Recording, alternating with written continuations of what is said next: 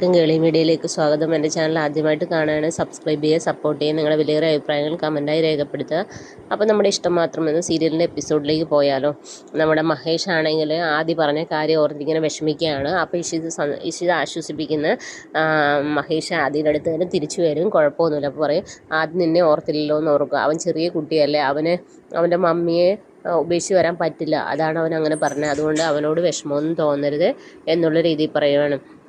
അവനത് നന്നായി പറഞ്ഞു എന്നേ ഉള്ളൂ എന്ന് പറയാം. അവനത് മനസ്സിലാകുന്ന ഒരു സമയം വരും, അതുവരെ മഹേഷ് വെയിറ്റ് ചെയ്യും. മഹേഷ് ഇതെന്ന് ഓർത്ത് വിഷമിക്കേണ്ട എന്ന് പറയും. അപ്പം മഹേഷ് ചോദിക്കും, നീ എന്താ അപ്പോൾ ആദ്യം പറഞ്ഞ കാര്യത്തോട് കൂടെ നിൽക്കുകയാണെന്ന് ചോദിക്കുക. അല്ല, അവൻ പറഞ്ഞത് സത്യം തന്നെയാണ്, പക്ഷേ ഒരു കാര്യമുണ്ട്, അവൻ്റെ അമ്മയെ വിട്ട് ഒരിക്കലും വരാൻ പറ്റത്തില്ലല്ലോ, അതുകൊണ്ടാണെന്ന് പറയും. അങ്ങനെ മഹേഷ് വിഷമിച്ച് നിൽക്കുന്ന സമയത്ത് രാമൻ വന്നിട്ട് ആശ്വസിപ്പിക്കുക. അപ്പോൾ പറയും, മോനെ, നിനക്ക് ഇഷിതയില്ലാതെ ജീവിക്കാൻ കഴിയില്ല എന്ന് എനിക്കറിയാം, അതുകൊണ്ട് നീ ഇപ്പോൾ സമാധാനപ്പെടുക എന്ന് പറയുന്നത്. ഇതേ സമയം ഇഷിതയുടെ അമ്മയൊക്കെയാണ് അമ്പലത്തിൽ പോയി പൂജ ചെയ്യുകയാണ്, തൻ്റെ മകൾക്കൊരു കുട്ടി ഉണ്ടാകാൻ വേണ്ടിയിട്ട്. പക്ഷേ ഇഷിത അത് മനസ്സിലാക്കുന്നില്ല. അപ്പോൾ സുചിത്രയുടെ ഉള്ളിലാണെങ്കിൽ ഈ അച്ഛനിങ്ങനെ പറയുന്ന സമയത്ത് അവർ ഏത് നേർച്ച നടത്തിയാലും ആവില്ല. മഹേഷും ഇഷിതയും ഒരു കരാറ് വെച്ചിട്ടുണ്ടല്ലോ, അത് സുചിത്ര ഇങ്ങനെ ഓർക്കുകയാണ്. പിന്നീടാണെങ്കിൽ നമ്മുടെ മഹേഷ് ചിപ്പിയും കൊണ്ട് സ്കൂളിൽ പോകുന്നു.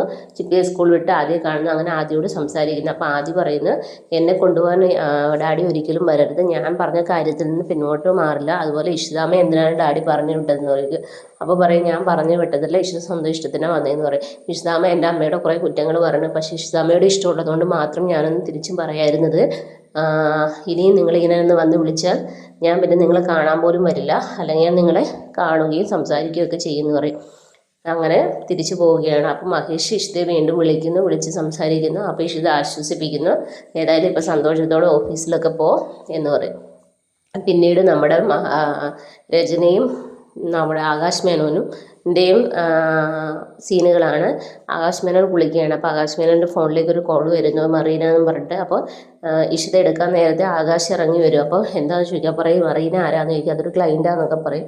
അപ്പോൾ അവൾക്ക് ഡൗട്ട് അടിക്കും. അപ്പോൾ അവൾ പറയും, എങ്ങനെയാലും ആദ്യമേ ഇവിടെ പിടിച്ചു നിർത്തണം, അതുകൊണ്ട് ആദ്യം പറഞ്ഞ കാര്യം നമ്മൾക്ക് ചെയ്യാമെന്ന് പറയാം. അപ്പോൾ നിന്നെ കല്യാണം കഴിക്കണം, അതൊരിക്കലും നടക്കാത്ത കാര്യമാണ്, അവൻ പറയുന്നത് കേട്ട് ചെയ്യാനുള്ള ആളല്ല ആകാശ് മേനോൻ, നീ നിൻ്റെ മക്കളെ വിട്ടിട്ട് നീ ഒരു കുടുംബം ഉപേക്ഷിച്ച് വന്നവളല്ലേ എന്നുള്ള രീതിയിൽ അവളെ കുറ്റപ്പെടുത്തുക. അവൾ പെട്ടെന്ന് ഞെട്ടിത്തിരിക്കുകയാണ്, ആകാശ് എന്താ ഇങ്ങനെയൊക്കെ പറയുന്നതെന്നുള്ള രീതിയിൽ. അപ്പം വിഷമിച്ച് നിൽക്കുന്ന രചനയെ കാണിച്ചുകൊണ്ടാണ് എപ്പിസോഡ് തീരുന്നത്. നാളത്തെ എപ്പിസോഡിലാണെങ്കിൽ നമ്മുടെ രചനയെ ആകാശമൊക്കെ പറഞ്ഞതിൽ നമ്മുടെ രചനയ്ക്ക് നല്ല വിഷമമുണ്ട്. അപ്പോൾ ഇങ്ങനെ വിഷമിച്ച് നടക്കുകയാണ്. അങ്ങനെ ആദ്യം സ്കൂളിലൊക്കെ പോയി തിരിച്ചു വരുന്ന സമയത്ത് നമ്മുടെ രചന സ്റ്റെപ്പിൽ നിന്ന് താഴേക്ക് വീണ് കിടക്കുന്നതാണ് കാണുന്നത്. പെട്ടെന്ന് അവന് ആരെ വിളിക്കണമെന്ന് അറിയില്ല. അപ്പം പെട്ടെന്ന് മഹേഷിനെയാണ് വിളിക്കുന്നത്. അപ്പം മഹേഷ് വീട്ടിലെത്തിയിരുന്നു. മഹേഷ് ഓടി രചനയുടെ അടുത്ത് നിന്ന് ഹോസ്പിറ്റലിലേക്ക് കൊണ്ടുപോവുകയാണ്. അങ്ങനെ ഹോസ്പിറ്റലിൽ എത്തിക്കുകയാണ്. ഹോസ്പിറ്റലിൽ എത്തുമ്പോൾ ആകാശ് മേനോനും വരും. പിന്നെ അങ്ങോട്ടും ഇങ്ങോട്ടും തർക്കങ്ങളാകുന്നു. പിന്നെ ഇഷിത വരുന്നു, എല്ലാവരും വരുന്നു. അപ്പോൾ രചനയുടെ അസുഖം എന്താണെന്ന് അറിയില്ല, എങ്കിലും ആദിക്ക് രചനയെ രക്ഷിക്കാൻ വേണ്ടി മഹേഷിനെ തന്നെ വിളിക്കേണ്ടി വന്നു എന്നുള്ളതാണ് ഏറ്റവും വലിയ സത്യം. ഇതൊക്കെയാണ് നാളത്തെ എപ്പിസോഡിലുള്ളത്. അപ്പോൾ നാളത്തെ എപ്പിസോഡിന് എല്ലാവരും വെയിറ്റ് ചെയ്യുക. അപ്പോൾ okay, bye bye, thank you.